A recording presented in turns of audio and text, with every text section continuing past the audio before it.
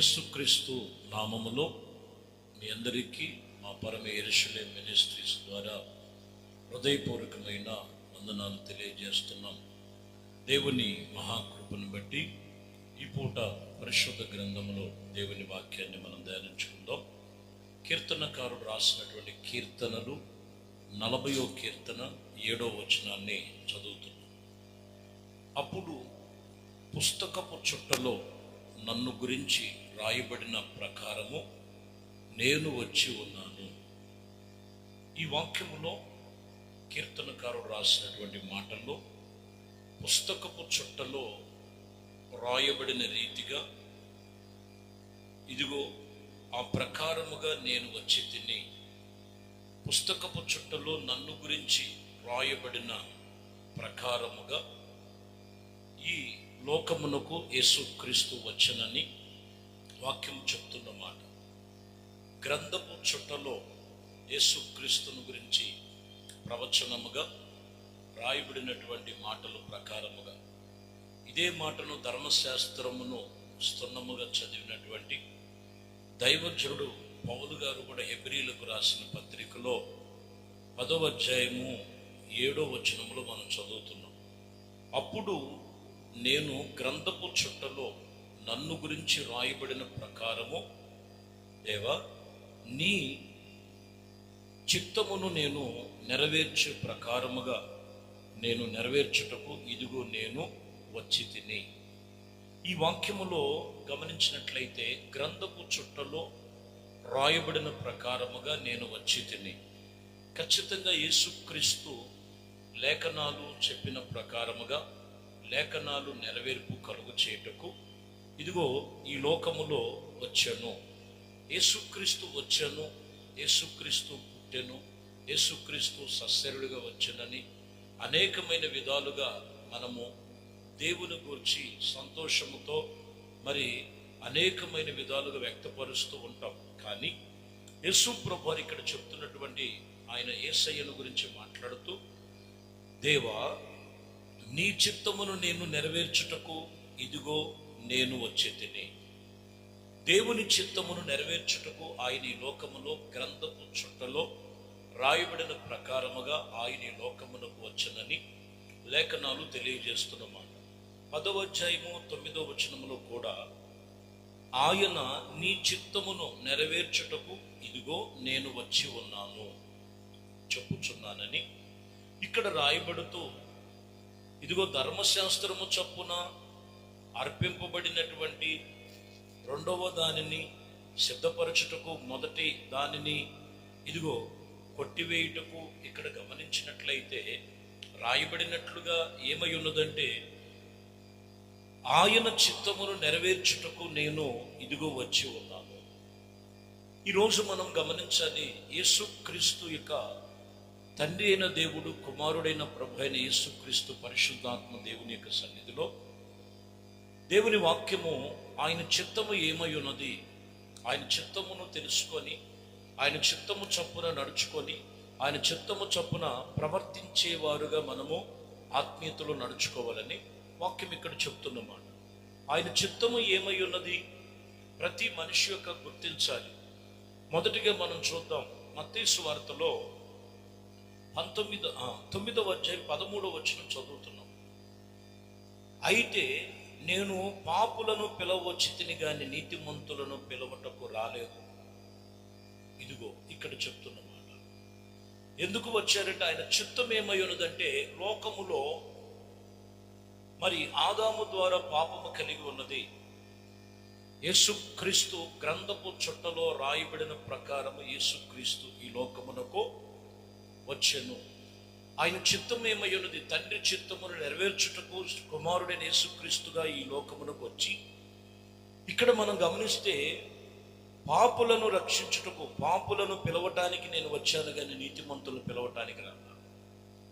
లోకములో ఉన్నటువంటి అనేకమైనటువంటి పాపములో, బలహీనతలో, బంధకాల్లో, వ్యసనాల్లో ఉన్నవారు ప్రభువునొద్దకు వచ్చి తిరిగి మరలా పాపం చేయమని కాదండి, తెలుసో తెలియకో చేసినటువంటి తప్పిదములు, పాపములు, వాటిని యేసునొద్దకు వచ్చి విడిచిపెట్టి ఆయన చిత్తం ఏమై ఉన్నదంటే వారు మారు మనసు గలవారై పరివర్తన చెంది బాప్తిసమనే అనుభవం చేత యేసుక్రీస్తు రక్తము చేత కడగబడి రెండో రాకడ కొరకు సిద్ధపడే వారముగా ఉన్నారు. గ్రంథపు చుట్టలో రాయబడిన ప్రకారముగా యేసుక్రీస్తు ఆయన చిత్తమును నెరవేర్చడానికి, అనగా పాపములో ఉన్న వారందరినీ కూడా పాపులను పిలవటానికి వచ్చారు. చూడండి, ఆ రోజుల్లో జక్కయ్య మరి యేసుక్రీస్తుని చూడాలనుకున్నటువంటి అతని మనసులో యేసుక్రీస్తుని ఏమైనాను కూడా నేను ఈరోజు కనులారా చూడాలనుకున్నటువంటి జక్కయ్యతో ఆ చెట్టు క్రిందకు వచ్చి మేడు చెట్టు ఉండి ఆ మేడు చెట్టు గుబురులో ఉన్నటువంటి జక్కయ్యను చూసి నేడు నీ ఇంట్లో ఉండగోరుచున్నానని యేసు ప్రభు వారు చెప్పినట్లుగా లేఖనాలు తెలియజేస్తున్నమాట. మీరు గమనించినట్లయితే ఆ మాట విని యేసు ప్రభు వారు మరి ఆయన మాటను దేవుడు నాతో మాట్లాడి ఉన్నారని వాక్యం ఇక్కడ తెలియజేస్తూ సంతోషముతో జక్కయ్య ఇంటికి చేర్చుకున్నాడు. అక్కడ ఉన్నవారు కూడా పాపుల ఇంట్లో బస చేయటానికి వెళుతున్నాడే అని యేసయ్యను మీద సునుక్కున్నవారు కూడా లేకపోలేదు. అయితే లూకాసు వార్తలో ప్రభు చెప్తున్నటువంటి మాటలు మీరు గమనిస్తే 19వ అధ్యాయము 10వ వచనములో మనం చూస్తే, నశించిన దానిని వెతికి రక్షించడానికి మనిషి కుమారుడు వలె ఆయన ఈ లోకమునకు వచ్చాను, క్రీస్తు పంపబడెను. దేవుడు తన చిత్తం ఏమై ఉన్నదంటే పాపులను పిలవటానికి వచ్చాడు. రెండోది, నశించిపోతున్నటువంటి జీవితాలను ఆయన రక్తముతో కడిగి ఆయన రక్షణ కలుగు చేయటానికి లోకరక్షకుడుగా ఈ భూమిపైకి ప్రత్యక్షమై ఉన్నారని సత్యాన్ని మనం తెలుసుకోవాలి. యోహాను సువార్తలో 9వ అధ్యాయం 39వ వచనంలో రాయబడిన ప్రకారముగా, అప్పుడు యేసు చూడని వారు చూడవలెను, చూచేవారు గుడ్డివారు కావాలనని చెప్పారు. ఇక్కడ ఈ మాటలు మీరు గమనిస్తే అక్కడ అంధత్వములో ఉన్నటువంటి వ్యక్తి ఉన్నాడు. అతన్ని ఆధారం చేసుకొని కొన్ని వాళ్ళకు తెగలకు సంబంధించినటువంటి మనుషులు ఉన్నారు.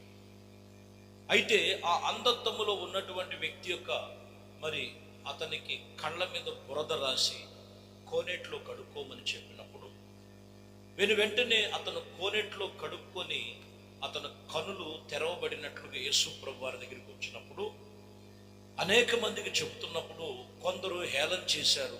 అసలు వీడు వాడు కాదని చెప్పి ఎన్నో విధాలుగా వాడిని తోసిపుచ్చినప్పుడు తిరిగి మరలా యేసయ్య ప్రత్యక్షమయ్యి అతనితో చెప్తున్నటువంటి మాట ఏంటో తెలుసండి, యేసుని చూడని వారు చూడాలి, చూసి ఇదిగో వారిని గ్రహించలేని వారు ఎలా ఉన్నారంటే గుడ్డివారై ఉన్నారు. అది ప్రభు చెప్తున్నారు. చాలామంది కూడా యేసు ప్రభువుని గురించి తెలుసు, ప్రభువుని గురించి తెలుసు, తెలవటం వేరు. ఆయనకి సమీపముగా ఉన్నాడు. ఆయన ఎవరిని ఆయన తోసివేయక ప్రభు సన్నిధిలోకి వచ్చి ప్రభువుతో నిబంధన కలిగి ఉన్నప్పుడు వాక్యం చెప్తున్నటువంటి మాట, ఆయన్ని కనులారా చూడగలిగినటువంటి కార్యాలు ఎన్నో ఉన్నాయి. కొందరు ఇంకా ఈ లోకములో కొన్ని కార్యక్రమాల వలన ఆ రోజుల్లో ఆ ప్రాంతంలో ఆ గుడ్డివాడికి కనులు వచ్చినాయి అని చెప్తున్నప్పుడు అసలు ఈడు గుడ్డోడే కాదని చెప్తున్నారు అక్కడ. అందుకని యేసు ప్రభువు అంటాడు, చూడని వారికి చూడవలెను, చూడలేని వారు చూసిన వారికి ఇదిగో వారికి ఏం కలుగుతుందంట, గుడ్డితనము కలుగునట్లుగా రాయబడింది. ఇదిగో ఇక్కడ ఈరోజు మనం గమనించాలి, యేసుక్రీస్తు యొక్క కార్యములను మనము చూడాలి. ఎవరికి కనపడతాయి అంటే ఆయన యందు విశ్వాసముతో. చూడండి, అతను అంధత్వంలో ఉన్నాడు, బురద రాశారు. యేసు ప్రభు వారు కోనేట్లోనికి వెళ్ళి కడుక్కోమని చెప్పినప్పుడు, అయ్యా నాకు కళ్ళు కనపడో, ఒకవేళ మెట్లు వాసిపెట్టుంటాయి, ఒకవేళ నేను జారుతానేమో, నాకు ఎవరో ఒకరు సహాయం చేయమని ఆయన చెప్పలేదు. ఆయన మాట ఇచ్చాడంతే. ఆ మాటకు లోబడి ఉన్నాడు, ఒడంబడిక చేసుకున్నాడు కాబట్టి అతని విశ్వాసమును బట్టి ప్రభు అక్కడ కనులు తెరవబడినట్లుగా రాయబడి. చాలా మంది జీవితంలో యేసుక్రీస్తు తెలుసు అనుకుంటున్నారు, కానీ యేసయ్యతో ఒక ఒడంబడిక, సిద్ధపాటు లేనటువంటి జీవితం. యేసుక్రీస్తు ఎందుకు వచ్చారంటే ఆయన చిత్తము నెరవేర్చడానికి వచ్చాడు. యేసుక్రీస్తు ఎందుకు, ఇదిగో పత్రికల్లో రాయబడిన ప్రకారము గ్రంథపు చుట్టలో రాయబడిన ప్రకారం యేసుక్రీస్తు ఎందుకు వచ్చి ఉన్నాడంటే పాపులను పిలవటానికి వచ్చాడు. చూడలేని వారికి చూసేటట్లుగా వారి మనోనేత్రాలు వెలిగించటానికి యేసుక్రీస్తు ఈ లోకమునకు వచ్చెను. మీరు గమనించినట్లయితే యోహాను సువార్తలో మనము గమనిస్తున్నాం 10వ అధ్యాయంలో 35వ వచనంలో మీరు చదివితే, లేఖనము నిరర్థకము కానేరదు కదా, దేవుని వాక్యము ఎరిగి వచ్చిన వారు దైవములని చెప్పెను. ఇక్కడ మీరు గమనించాలి, లేఖనాలు ఏది కూడా నిరర్థకము కాదు. ఎవరైతే దేవుని వాక్యమును ఎరిగి వచ్చిన వారు దైవములతో సమానము అని చెప్పిన ఎడల దేవుని కుమారులను అని చెప్పుకొనుచున్నట్లుగా రాయబడి ఉంది. ఇక్కడ మీరు గమనించినట్లయితే లేఖనము ఎప్పుడు కూడా నిరర్థకము కాదు.